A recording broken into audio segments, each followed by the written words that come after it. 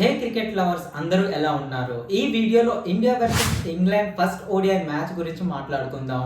ఈ మ్యాచ్లో ఇండియా 4 వికెట్ల తేడాతో విజయం అయితే సాధించింది.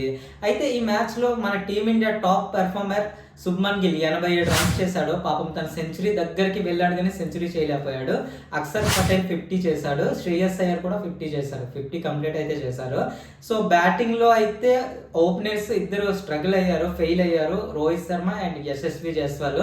మిడిల్ ఆర్డర్స్లో అయితే చాలా బాగా ఆడారు. వీళ్ళు ముగ్గురు కూడా ఫామ్లో ఉండడం మన టీమిండియాకు ఒక అడ్వాంటేజ్ అని చెప్పాలి. ఎందుకంటే ముందు ఛాంపియన్స్ ట్రోఫీ అయితే రాబోతుంది. అలాగే టీమిండియా ఈజీగా విక్టరీ కొట్టింది ఈ మ్యాచ్ 4 వికెట్ల తేడాతో.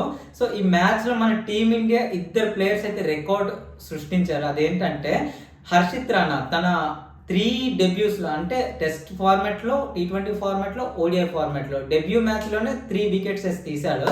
అలాగే మన జడేజా కూడా ఇంగ్లాండ్ తరఫున అత్యధిక వికెట్లు తీసిన బౌలర్ రవీంద్రనాథ్ జడేజా.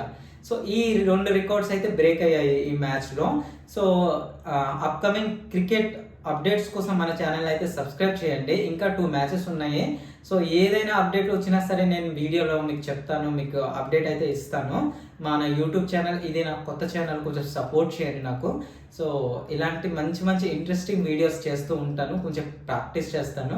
వీడియో నచ్చితే ప్లీజ్ లైక్ చేసి నన్ను సపోర్ట్ చేసి నా ఛానల్ని సబ్స్క్రైబ్ చేసుకోండి. Thank you for watching. జై హింద్, వందే మాతరం.